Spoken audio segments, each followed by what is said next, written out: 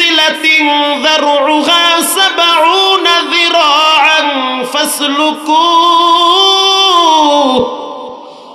আল্লাহ বলবেন ৭০ হাত শিকল নাও, ৭০ হাত একটা শিকল নাও, এই ৭০ হাত শিকল নিয়ে বেনামাজির পায়ে বাঁধো, সুদখোরের পায়ে বাঁধো, হারামখোরের পায়ে বাঁধো, শক্ত করে বাঁধো। যারা নাফরমান হবে তারা অনেক লম্বা হবে, তাদের দেহটা অনেক মোটা হবে। আল্লাহর রাসূল বলেন সিনার থেকে ঘাড় পর্যন্ত প্রায় ৪২ কিলোমিটার লম্বা হবে। তাহলে বুঝেন পা গুলা কত মোটা হবে। এই চিকন পায়ে তো ৭০ হাত শিকল লাগানোর মানে হয় না, শিকল তো অনেক মোটা, আগুনের শিকল। আল্লাহ বলেন সুম্মা ফি সিলসিলাতিন যারউহা ৭০ যিরাআন ফাসলুকু। সাবধান হয়ে যান, সতর্ক হয়ে যান। সেই দিন বেশি দূরে না, খুব দ্রুত আপনি চলে যাচ্ছেন আখিরাতের দিকে। গাট্টি বস্তা গোল করেন, অচিনি আপনার রব আপনাকে আসল জগতে পাঠায়া দিবে। আল্লাহ বলবেন ৭০ হাত শিকল মাজায় বাঁধো, পায়ে বাঁধো, এরপরে তাদেরকে মালিক ফেরেশতার হাতে তুলে দাও। এবার যখন শিকল বাইদা মালিক ফেরেশতার হাতে দিবে, জাহান্নামের দারোয়ানের নাম হলো মালিক। দেখতে অনেক কালো, চোখগুলা অনেক বড়, অনেক লম্বা। নাফরমান বেনামাজি সুদখোর দেখার সাথে সাথে বেহুশ হয়ে যাবে। আল্লাহু আকবার। এগুলো রব্বুল আলামিন কোরআনে বলেছেন। শুধু তাই না, ওই দিন এমন একটা অবস্থা হবে যেদিন আমলনামা বাম হাতে আসবে। মানুষ তো সব সামনের দিকে তাকায় থাকবে উলঙ্গ অবস্থায়। আল্লাহ রাব্বুল আলামিন যখন বেনামাজি, সুদখোর, হারামখোর, নাফরমানদের আমলনামা পিছনে দিবে, পিছনে যখন দিবে সে তো পিছনে ঘুরাইতে পারবে না ঘাড়। আল্লাহ রাব্বুল আলামিন ফেরেশতাকে বলবে হাতটারে কলিজার ভিতর থেকে ঢুকায়া পিছনে নিয়ে যাও। এটা আল্লাহ কোরআনে উল্লেখ করেছে। হাতটাকে ভিতর থেকে ঢুকায়া পিছনে নিয়ে যাও। এবার এই বাম হাতটাকে দুই বুকের মাঝখানে ভিতরে ঢুকায়া পিছনে নিয়ে যাবে। এবার তার চেহারা থাকবে সামনের দিকে, হাত থাকবে পিছনে। কেমনে দেখবে? নেতা নেত্রী চামচামি বাদ দেন, যতদিন হায়াত আছে কোরআনের পক্ষে থাকেন। কথা ঠিক না ঠিক? শক্তভাবে থাকেন। বেনামাজি নেতার পিছন ছেড়ে দিয়ে কোরআনের আইন শক্ত করে ধরার জন্য অবিচল মজবুত ভাবে থাকতে হবে। এবার যখন তার হাতটাকে পিছনে নেওয়া হবে, আল্লাহ রাব্বুল আলামিন ফেরেশতাকে বলবে আমি দুনিয়ার ভিতরে বান্দাকে এত সুন্দর একটা দেহ দান করেছি। আল্লাযী খলাকাকা ফাসাওয়াকা ফাআদালাক। যেমনে মনে চাইছে তেমনে বানাইছি। চোখগুলা বড় সুন্দর, খাওয়ার জন্য মুখ দিছি, রাখার জন্য পেট দিয়েছি, ঘেরান নেওয়ার জন্য নাক দিছি, হাঁটার জন্য পা দিয়েছি, ব্যবহার করার জন্য দুইটা হাত দিয়েছি, শরীরের অঙ্গ প্রত্যঙ্গ দিয়ে বান্দারে আমি চালাইছি। একটা কিডনি হইলেই তো মানুষ চলতে পারে, সেখানে আমি রব দুইটা কিডনি দিয়েছি। একটা নষ্ট হইলে যেন আরেকটা দিয়া বান্দা চলতে পারে। কিন্তু বান্দা এত খারাপ, এত নাফরমান, এত বড় গাদ্দার, নিমুখ হারাম, অকৃতজ্ঞ। সারাদিন দুনিয়াকে সময় দেয়, নামাজের জন্য ১.৫ ঘন্টা লাগে, সেটাও দিতে পারে না। নিঃসন্দেহে আল্লাহর অকৃতজ্ঞ বান্দা। কথা ঠিক না ঠিক? ১.৫ ঘন্টা লাগে নামাজ পড়তে, সেই সময় তার নাই। আজকে তার ঘাটটাকে ঘুরাইয়া মটকায়া পিছনে নিয়ে দাও। এবার তার চেহারাটারে মরাইবে, ভেঙ্গে পিছনের দিকে ঘুরাইয়া দিবে ফেরেশতা। বডি থাকবে সামনে, হাত থাকবে পিছনে, চেহারাটা ফেরেশতারা পিছনে নিয়ে দিবে। এবার আল্লাহ বলবে ইকরা কিতাবাক কাফা বিনাফসিকাল ইয়াউমা আলাইকা হাসিবা। পড়ো, তোমার আমলনামা পড়তে থাকো। নিজে যা করেছো তাই পড়ো। দেখো গোপনে কি করেছো। নামাজের টাইমে কারে ফাঁকি দিছো, কার জমিন কতটুকু ঠেইলা খাইছো, কারে কয়টা চার দোকানে বৈশা বাস দিছো, দরজা জানলা লাগাইয়া যুবক তুমি কি করেছো পৃথিবীর কেউ দেখে নাই, একজন দেখছেন, তিনি হলেন কে? আল্লাহ রাব্বুল আলামিন বলবেন ইকরা কিতাবাক, পড়ো তোমার আমলনামা। এবার নিজেই বুঝো তুমি কতটুকুন ঠিক কতটুকুন বেঠিক। এবার যখন বান্দা নিজের আমলনামা দেখে আফসোস করে বলবে লা ইউগাদিরু সাগীরাতাও ওয়ালা কাবীরাতান ইল্লা আহসাহা, গোপনে একটা আকাম করছি সেইটাও দেখি উঠে গেছে, মনে করছি উঠবে না সেটাও দেখে এখানে চলে আসছে, মনে করছি পৃথিবীর কেউ দেখবে না ফেরেশতারা ভিডিও করে ফেলেছে। এজন্য হযরত ওমর রাদিয়াল্লাহু তাআলা আনহু রাত্রি বেলা একা একা ভয়তে নিজের চামড়া ধইরা টানতো আর কানতো আর বলতো ওয়াকালু লিজুলুদিহিম লিমা শাহিদতুম আলাইনা, ওরে চামড়া কিয়ামতের দিন তুমি তো আমার বিরুদ্ধে আল্লাহর আদালতে মামলা দিবা, এজন্য ভয় লাগে। হযরত আবু বকর জান্নাতের গ্যারান্টি পাইছে, নবীর পরে যার মর্যাদা সবার উপরে, এই ব্যক্তি মাঝে মাঝে বলতো যদি আমার বাপ আমারে জন্ম না দিত, কবরে থাকা লাগবে একা একা, আবার কিয়ামতের ময়দানে উলঙ্গ অবস্থায় দাঁড়ায় থাকতে হবে, একদিন আর 2 দিন না 50,000 বছর। আমি ওমরের কি উপায় হবে, আমি আবু বকরের কি উপায় হবে? সেদিন কেউ কাউকে একটা নেকি দিয়ে সাহায্য করতে পারবে না। হযরত আবু হুরায়রা মাঝে মাঝে কাঁদতে কাঁদতে বেহুশ হয়ে যেত। আপনি আমি দুনিয়া নিয়ে ব্যস্ত, কোনো চিন্তা নাই। হযরত হানজালা রাদিয়াল্লাহু তাআলা আনহু মাঝে মাঝে বলতো হানজালা শেষ হয়ে গেছে, মুনাফিক হয়ে গেছে। রাসূলের সামনে বসলে একরকম মনে হয়, বাড়িতে গেলে আর এক রকম মনে হয়। হযরত ওমর রাদিয়াল্লাহু তাআলা আনহু বাহিরে একদিন বৃষ্টি পড়তেছে, শীতের রাত, কুয়াশা, মানুষ ঘর থেকে বের হতে পারে না। হযরত ওমর রাদিয়াল্লাহু তাআলা আনহু কবরের ভয় ঘুমাইতে পারে না, বিছানায় পিঠ লাগাবার পরে অস্থির হয়ে গেল, ঘর থেকে বেরিয়ে চলে গেল আল্লাহর নবীর সাহাবী হুযায়ফা ইয়ামান রাদিয়াল্লাহু তাআলা আনহুর বাড়িতে। দরওয়াজার সামনে দাঁড়াইয়া ডাক দিয়েছে, ও নবীর সাহাবী হুযায়ফা, আমি তোমার সাথে একটু কথা বলতে চাই, পার্সোনাল কথা। হুযায়ফা রাদিয়াল্লাহু তাআলা আনহু ঘর থেকে বেরিয়ে আসলেন, আমিরুল মুমিনিন আপনি আমার বাসায়। জানতে চাই হুযায়ফা, তোমার কাছে রাসূলুল্লাহ মুনাফিকদের একটা লিস্ট দিয়ে গেছে, মুনাফিকদের নাম আছে। কি ভয় সাহাবীদের, আমি ঠান্ডা মাথায় ঘুরি আর বিড়ি খাই। হযরত ওমর রাদিয়াল্লাহু তাআলা আনহু বলল, হুযায়ফা এই লিস্টের ভিতরে তাকায় দেখো ওমরের নামটা আছে না নাই। আল্লাহু আকবার।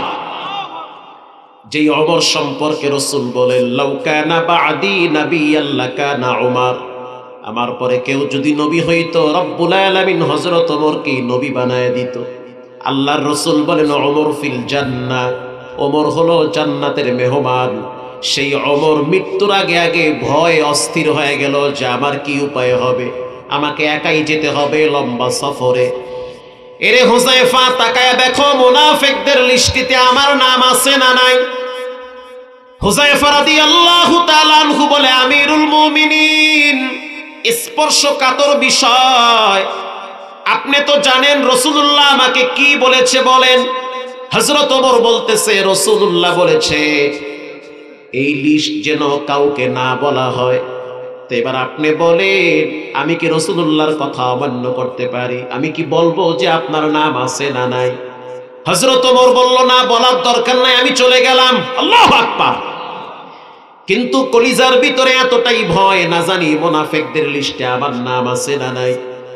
এবার হযরত ওমর কয়েকদিন পরে আবার অস্থির হয়ে গেল, হায় আমার তো মৃত্যু চলে আসছে, আমি তো কবরে চলে যাব, ডানে বামে প্রতিদিন মানুষ মরে, আমার না জানি কোন দোকানে কাপন চলে আসছে। এবার হযরত ওমর রাতের আধারে চলে গেল হেঁটে হেঁটে হুযায়ফার বাড়িতে। হুযায়ফার বাড়িতে যাওয়ার পর দরওয়াজায় নক দিয়া বলে, ও নবীর সাহাবী হুযায়ফা, এমন একটা জগতে আমি পদার্পণ করতেছি, এমন একটা জায়গায় যাইতেছি যেখানে একা একা সফর করতে হবে, এতটুকুন বলো আমার মৃত্যুর পরে তুমি আমার জানাজায় আসবা কিনা, এটা বললেই হবে। হুযায়ফা রাদিয়াল্লাহু তাআলা আনহু বাচ্চাদের মতো কেঁদে দিয়ে বুকের সাথে জড়ায় ধরে বলল, আমিরুল মুমিনিন আল্লাহর নবী আপনার ব্যাপারে এত চমৎকার ঘোষণা দিয়েছে, ইসলামের ইতিহাসে আপনি দ্বিতীয় খলিফা। শুধু তাই নয়, হক আপনি যেদিকে যান হক আপনার পিছনে পিছনে যায়। আপনি যেই রাস্তায় হাঁটেন শয়তান রাস্তা অন্যটা মাপে। শুধু তাই নয়, আপনার মর্যাদা এত বেশি, কিয়ামতের ময়দানে আল্লাহ আপনার দিকে তাকায়া মুস্কি হেসে দিবে। আপনি এমন ব্যক্তি, অথচ আপনি টেনশনে আছেন যে আপনার নাম মুনাফিকদের খাতায় আছে না নাই। তবে আমিরুল মুমিনিন হযরত ওমর শুনে নেন, আপনার মৃত্যুর পরে আমি হুযায়ফা আপনার জানাজায় অংশগ্রহণ করব। আল্লাহু আকবার বলে। হযরত ওমর বুঝতে পারছে আমার নামটা মুনাফিকদের খাতায় নাই, কারণ মুনাফিকের জানাজায় তুমি হুযায়ফা অংশগ্রহণ করো না। কে মুমিন কে মুনাফিক চিনা বড় কঠিন। আপনি নিজেই নিজেকে বুঝান যে আপনি কতটুকু ঈমানদার কতটুকু মুনাফিক। মুনাফিকের তিনটা আলামত। কয়টা? এক নম্বরে আয়াতুল মুনাফিকিনা সালাসা ইযা হাদ্দাসা কাযাবা। মুনাফিকদের একটা বৈশিষ্ট্য হলো কথায় কথায় মিথ্যা বলে। ও বগুড়ার মুসলমান, মিথ্যাবাদী জালেম আমাদের দেশে আছে না নাই? দুই নম্বরে ওয়াদা করার পরে ওয়াদা খেলাপ করে। তিন নম্বরে আমানতের মাল খেয়ানত করে। একটা কথা রাখছেন, সে খেয়ানত করে ফেলাইছে। ভাই আপনাকে বললাম কেউরে বলবেন না, সে বইলা দিছে। টাকা রাখছেন, খায়া ফেলাইছে। যা রাখেন সব মেরে দেয়, আমানতের মাল খেয়ানত করে। রাসূল বলেন লা ঈমান লিমাল্লা আমানাতাহু। যার আমানতদারি নাই তার ঈমান নাই। নামাজ পড়তে পড়তে কপাল কালা হইতে পারে, আমানতদারি না থাকলে ঈমান থাকে না।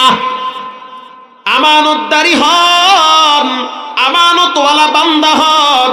আমার অনেক গোপন কথা আপনার কাছে থাকতে পারে, ফাঁস করিয়েন না, তাহলে আপনি আমানতের খেয়ানতকারী হইলেন। ঠিক না ব্যাঠিক? গোপন তথ্য, গোপন সংবাদ, মানুষের অনেক কিছু আপনার কাছে থাকতে পারে, আমানতের খেয়ানত করিয়েন না। মানুষ সবচেয়ে বেশি খেয়ানত করে আল্লাহর হক। যেমন আল্লাহ আপনাকে দুইটা হাত দিয়েছে, এটা আপনার ক্রেডিট না, দিয়েছেন কে? আপনার পা দিয়েছে, দেহটা দান করেছে, এটা আপনার ক্রেডিট না, এটা রবের দয়া। অতএব এগুলা যদি খেয়ানত করেন, খারাপ রাস্তায় যদি হাত ব্যয় করেন, চোখ দিয়ে যদি খারাপ দৃশ্য দেখেন, চোখের হক নষ্ট করলেন, আমানতের মাল খেয়ানত করলেন। বিশ্বাস করেন, যার আমানতদারি নাই তার ঈমান নাই। আমানতের ব্যাপারে কখনোই খেয়ানত করা যাবে না। হযরত ওমর রাদিয়াল্লাহু তাআলা আনহু তখন স্বস্তির নিঃশ্বাস ছেড়েছে। আমি বুঝতে পারছি আমার নাম তাহলে মুনাফিকদের লিস্টিতে নাই। প্রিয় ভাইরা আমার, মুনাফিকদের ব্যাপারে কোরআনে আল্লাহ সূরা নাজিল করেছে। মুনাফিক মার্কা মুসলমান কেমনে চিনবেন? মুনাফিকরা সব দিক ঠিক রাখে, আর ঈমানদারেরা একমাত্র আল্লাহর দিক ঠিক রাখে।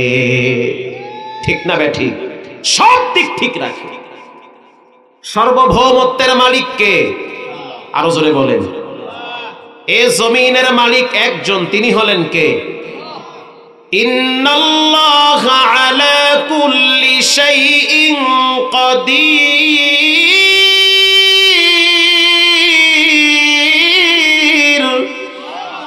একাচ্ছত্ব ক্ষমতার মালিক একজন, তিনি হলেন কে? প্রিয় ভাইরা আমার, কিয়ামতের ময়দানে যখন এই মুনাফিক নাফরমানদেরকে জাহান্নামে ফালায়া দেওয়া হবে, আর কিছু নিরহ মানুষ, সরল দিলের মানুষ, ইমানদার মানুষদেরকে যখন আল্লাহ জাহান্নামে ফালাবে, জান্নাতে ফালাবে, এবার জান্নাতীরা জাহান্নামীদের দিকে তাকায়া দেখবে, মাঝখানে একটা গ্লাসের মতো থাকবে। জান্নাতীরা বলবে ইয়াতাসাআলুনা আনিল মুজরিমিন, এই জাহান্নামে তোমাদেরকে কে নিয়ে আসলো? মা সালাকাকুম ফি সাকার, সাকার নামক জাহান্নামে কে নিয়ে আসছে? দুনিয়ায় যেমন আপনার নাম আছে, বাবার নাম আছে, দাদার নাম আছে, ও বাবা দিল থেকে শুনে নেন, জাহান্নামেরও কিন্তু নাম আছে। জাহান্নামের এক একটা দরওয়াজার নাম আছে, স্তরের নাম আছে। যেমন একটা নাম হলো জাহিম, আর একটা নাম হলো লাযা, আর একটা নাম হলো সাকার। শুধু তাই না, জাহান্নামের একটা এরিয়ার নাম হলো ওয়াইল, ওয়াইলুল লিল মুতাফফিফিন আল্লাযীনা ইযা ইক্তালু আলান নাসি ইস্তাওফুন। জাহান্নামের একটা এরিয়ার নাম হলো ওয়াইল, একটা ভয়ঙ্কর জায়গা। কিয়ামতের ময়দানে জান্নাতীরা জাহান্নামীদেরকে বলবে, জাহান্নামে কেন আসলা বলো? এত আরামে চলতা, কত টাকার মালিক ছিলা তোমরা, কত আরামে বসবাস করতা, অনেকগুলা সন্তান ছিল, বউ নিয়ে তো বড় ভালোই ছিলা, সংসার ভালোই চলতো, হাসি খুশি থাকতা, ব্যাগ ভইরা বাজার করতা, পকেটে টাকা থাকতো, কত হাসি কত আনন্দ। আজ এই সাকার নামক জাহান্নামে কে তোমাদেরকে নিয়ে আসছে? এবার জাহান্নামীরা বলবে, জাহান্নামে আসার পিছনে সবচেয়ে বড় কারণ হলো চারটা। এক নম্বরে ক্বালু লাম নাকু মিনাল মুসাল্লিন। জাহান্নামে আসার পিছনে সবচেয়ে বড় কারণ হলো নামাজ না পড়া। আমার জীবনে আমি এক ইমানদার রিকশাওয়ালা দেখছি, আল্লাহর ওলি। আল্লাহর ওলি যদি দেখতে হয়, এমনও কিছু মানুষ আছে যাদের নাম ডাক নাই, কিন্তু তাদের ভিতরে ভয় আছে একজনের, তিনি হলেন কে? আল্লাহ।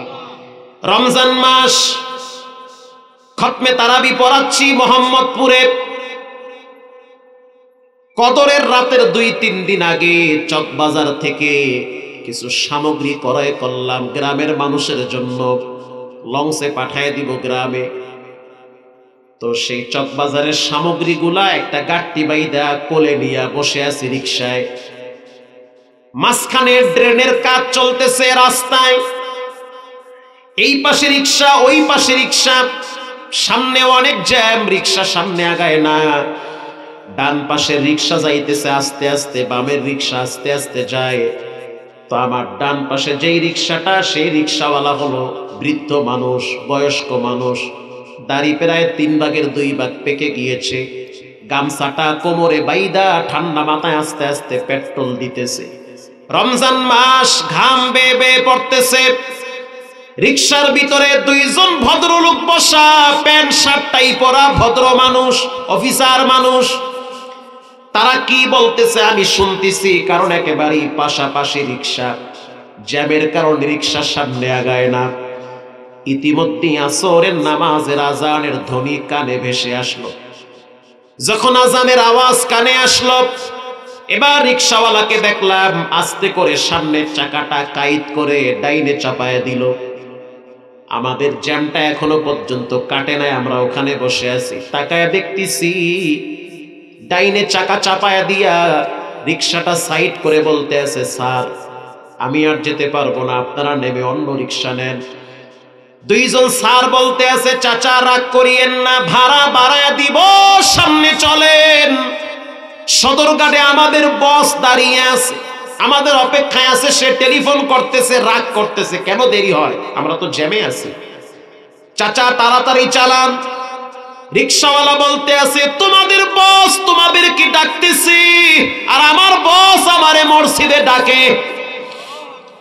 আমি আশ্চর্য হয়ে গেলাম, এ কোন আল্লাহর ওলি। কিছুক্ষণ পরে 2 ভদ্রলোক বলতে আছে, চাচা নামাজ পড়বেন, ঠিক আছে ভাড়া বাড়ায় দিব, সদরঘাটে গিয়ে পড়বেন। চাচায় বলল তো থাকবে না, যেই জ্যাম লাগছে 1.5 ঘন্টা লাগবে, ইফতারির টাইম হয়ে যাবে, তাড়াতাড়ি আপনারা অন্য রিকশা নেন। আমাকে যদি 1 লক্ষ টাকা দেওয়া হয়, তারপরও আমার রিকশার চাকা সামনে চলবে না, কারণ আমি বেঁচে আছি রবের দয়ায়। আমার জীবনে যদি নামাজ না থাকে, এই জীবনের কোনো মূল্যই থাকে না। আমার হাত পা কাঁপনি শুরু হয়ে গেছে, দিলের ভিতরে আঘাত মেরেছে। বলে কি রিকশাওয়ালা, ঢাকা শহরে যেই পরিমাণ পাপ হয়, জেনা হয়, নাইট ক্লাবে যেই পরিমাণ আকাম চলে, যেই পরিমাণ ফ্ল্যাটে ফ্ল্যাটে পতিতালয় চলতেছে, আল্লাহর কসম ঢাকা শহরকে আল্লাহ পাক মুহূর্তের ভিতরে ধসায় দিত। বিশ্বাস করেন, ঢাকা শহরের অলিতে গলিতে ছোট ছোট ভাঙ্গাচোরা কিছু মাদ্রাসাও আছে, রাত্র 3টায় 2টায় বাচ্চারা কোরআন তেলাওয়াত করে, আর আল্লাহর আযাব গজব কোরআনের বরকতে ফিরায় রাখে। আল্লাহু আকবার। জাহান্নামে আসার পিছনে সবচেয়ে বড় কারণ হলো নামাজ না পড়া। কেউ যদি এখানে বলেন যে আমার পাও ধরলে নামাজ ছাড়বো না, আমি সবার সামনে আপনার পা ধরতে রাজি, তারপরও নামাজ ছাড়া যাবে না। আমার জীবনে এমনও ঘটনা ঘটছি, রাত 2টায় 3টায় ফ্লাইওভারের নিচে নামাজের অপেক্ষায় থাকতাম। এমনও রিক্সাওয়ালা দেখতাম ঢাকায় রিক্সা চালাইতো, আবার রাত্র 3টায় 2টায় ঢাকার শহর সব মসজিদ যে তালা মারা থাকে না, কিছু মসজিদ নরমাল যেগুলো বারান্দা খোলা থাকে, তো সেই বারান্দার দিকে তাকায় দেখি কিছু রিক্সাওয়ালারা রিক্সা রাইকা নামাজে দাঁড়ায় দাঁড়ায় চোখের পানি ছেড়ে কাঁদে। কেন কাঁদেন? জবাব দেয়, আমার জন্য কাঁদি না, আমার মায়ের জন্য কাঁদি। কারণ মা কবরে চলে গেছে, কেমন আছে জানি না, বাপ কবরে গেছে, কেমন আছে তাও জানি না। আর আল্লাহর রাসূল বলেছেন, আল্লাহকে ঠান্ডা করার সবচেয়ে বড় মেডিসিন হলো নামাজ। সুবহানাল্লাহ। এই জন্য নামাজ ছাড়া যাবে না। মুসলমান হওয়ার পরেও জাহান্নামে যেতে হবে, সবচেয়ে বড় কারণ হলো, বলেন কি? না পড়া। নামাজ ছাড়া যাবে না। বিনয়ের সহিত বলি, যুবক তুমি জিনা করো, তারপরও নামাজ পড়বা। ইন্নাস সালাতা তানহা আনিল ফাহশাই ওয়াল মুনকার। সমস্ত অশ্লীলতা বেহায়াপনা নামাজের মাধ্যমে আল্লাহ ফিরায় রাখে। যত রকমের অপরাধ আছে, সবচেয়ে বড় অপরাধ হলো নামাজ না পড়া। এজন্য নামাজ ছাড়া যাবে না। কে মরলো কে বাঁচলো, মইরা যাগা, ও মইরা ভূত হয়ে যাক, আগে আমার নামাজ ঠিক রাখতে হবে। ঠিক না ঠিক? নামাজ আগে পড়তে হবে। প্রত্যেকটা যুবক শক্ত হয়ে দিল থেকে প্রতিজ্ঞাবদ্ধ হন, জীবনে যতদিন বেঁচে আছেন কোনোদিন নামাজ ছাড়া যাবে না। আল্লাহর নবী আপনার আমার জন্য রাহমাতুল লিল আলামিন, যার সুপারিশ ছাড়া কোনো মানুষ জান্নাতে যেতে পারবে না, সেই নবীর নামাজের ইতিহাস পড়লে তো আপনি অস্থির হয়ে যাবেন। গভীর রাত মা আয়েশা বলেন, আমি আমার হাতের ভিতরে পানির আঁচ করলাম, মনে করলাম কে যেন আমার হাতে পানি ঢেলে দিয়েছে। আমি ডাইনে তাকায় দেখলাম পানির মশকের ভিতরে পানি বোঝাই আছে, তো পানি আসলো কোত্থেকে? আমি বামে তাকায় দেখতেছি আল্লাহর নবী সিজদায় পড়ে আছে, আর তার চোখের পানি বায়া বায়া পড়তেছে। আমি আয়েশা অস্থির হয়ে গেলাম, উযু বানাইলাম, আবার রুমে আসলাম। আসার পরে দেখতেছি জানান্তু হাত্তা কবদাতার রূহু, আমি মনে করলাম নবীজি সিজদার ভিতরে বুঝি মারা গেছে। নবীজির পা নড়ে না, দেহ নড়ে না, মাথাও নড়ে না। মা আয়েশা বলেন, আমি নবীর পায়ে হাত দিয়ে আস্তে করে নাড়া দিয়েছি। তখন বুঝতে পারলাম নবী এখনো মরে নাই, এখনো জীবিত আছে। দীর্ঘ সময় নবী নামাজে সিজদায় কাটাইল। এরপরে মাথা উঠাইছে, উঠাবার পর আল্লাহর নবী সালাম ফিরাইলো। সালাম ফিরাবার পরে আমি তাকায় দেখতেছি রাসূলুল্লাহর চোখের অশ্রুগুলা বায়া বায়া বায়া বায়া পড়ে। আমি প্রশ্ন করলাম, মা ইউবুকিকা ইয়া নবী আল্লাহ, আপনি কেন কাঁদেন? আপনার কি হয়েছে? আপনি হলেন রাহমাতুল লিল আলামিন। আল্লাহর রাসূল বলেন, আফালা কুনু আবদান শাকুরা, আমি কেন আল্লাহর শুকরগুজার বান্দা হব না? আপনি এত বড় হয়ে গেছেন, নামাজ পড়েন না, আর মাদ্রাসার ছোট ছোট 5-7 বছরের বাচ্চারা শীতের ভিতরে মসজিদে গিয়া সেজদা দেয়। কথা কন না কেন? আপনি কেন নামাজ পড়েন না? আপনার সমস্যা কি? নামাজ না পড়া পয়সা কামাইয়া ছেলে মেয়ে খাওয়াইবেন, বিশ্বাস করেন এরা এক সময় জীবনের বড় শত্রু হয়ে যাবে। জাহান্নামে যাওয়ার পিছনে সবচেয়ে বড় কারণ 4টা। 1 নম্বরে নামাজ না পড়া, 2 নম্বরে ওয়ালাম নাকুনু তুইমুল মিসকিন, এতিম মিসকিনদেরকে খাবার না দেওয়া, এতিমদের সাথে খারাপ ব্যবহার করা, এতিমের মুখে খাবার তুলে না দেওয়া, এতিমদের সাথে খারাপ আচরণ করা। রাসূল বলেছেন, কেউ যদি আমার সাথে জান্নাতে থাকতে চায় সে যেন এতিমের দায়িত্ব নেয়। রাসূল 2টা আঙ্গুল উঁচা করে দেখিয়েছে, কেউ যদি এতিমের দায়িত্ব নেয় সে আমার সাথে আমার জান্নাতে পাশাপাশি থাকবে। আরো জোরে সুবহানাল্লাহ। আপনার আব্বা যদি আরো আগে মরতো, বুঝতেন রাত দিন কত কষ্টে কাটতো। এতিম যে তার মনের কষ্টের কথা কারো কাছে বলতেও পারে না, সহ্য করতে পারে না।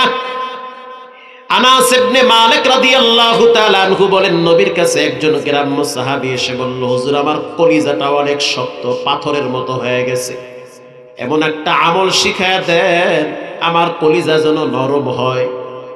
মানুষের চোখে পানি আসে, আমার চোখে পানি আসে না, কি হইল? মানুষ দেখি দোয়ার সময় হাউমাউ করে কাঁদে, আমার কান্না আসে না। আল্লাহর নবী তাকে আমল দিল, তুমি একটা কাজ করো, এতিমের মাথায় হাত বুলায়া দাও, আর এতিমের মনের কষ্ট কথাগুলা তুমি বসে বসে পাশের থেকে শুনো। সুবহানাল্লাহ বলে। 2 নম্বরের আমল, তুমি একা একা মাঝে মাঝে কবরস্থানে যাবে, গোরস্থানে গিয়ে চুপচাপ দাঁড়ায় থাকবে আর চোখ বন্ধ করে চিন্তা করবে কত পাওয়ারফুল মানুষ, কত দাপটে মানুষ, আজকে তারা নিঃস্ব হয়ে কবরে পড়ে আছে। তখন দেখবে তোমার শক্ত দিলকে আল্লাহ নরম বানায় দিবে।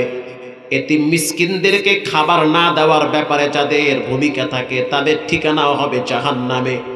জাহান্নামে যাওয়ার পিছনে 4 কারণ। প্রথম কারণ হলো নামাজ না পড়া, দ্বিতীয় কারণ হলো এতিম মিসকিনদেরকে খাবার না দেওয়া, তৃতীয় কারণ হলো অকুন্না নাখুদু মাআল খাইদিন, সমালোচকদের সাথে সমালোচনা করা, যা শুনে তাই বলে, মিথ্যাবাদী হওয়ার জন্য যথেষ্ট।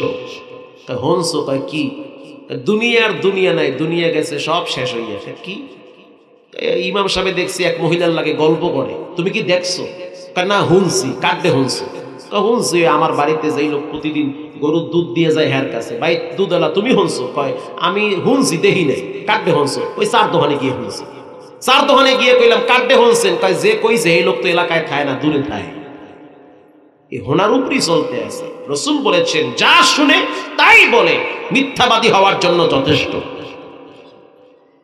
আল্লাহ তাআলা বলেন ওয়া কুন্না নাখুদু মাআল খাইদিন, সমালোচকদের সাথে তালে তাল মিলায়। আমি রাস্তা দিয়ে একটা মেয়ের হাত ধরে যদি হাঁটি, আপনাকে তদন্ত করতে হবে, সুনির্দিষ্ট প্রমাণ দিতে হবে মেয়েটা আমার কি হয়, আমার স্ত্রীও তো হতে পারে, কথা কন না কেন, আমার বোনও হতে পারে।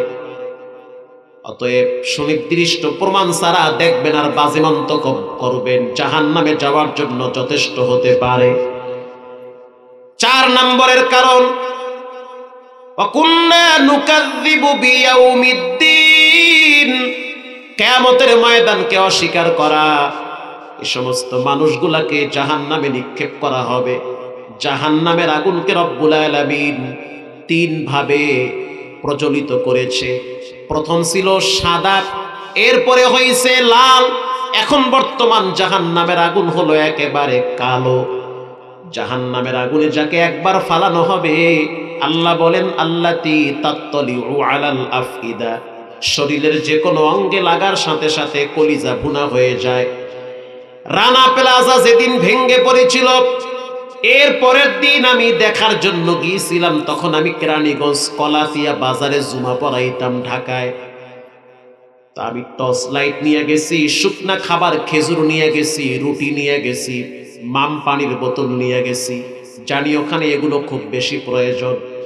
হাজার হাজার যুবক যুবতী মারা গেল, দেখার জন্য যখন গেলাম মনে হইতেছে এটা আর এক জগতের, আর এক কিয়ামতের ময়দান কায়েম হয়ে গেছে।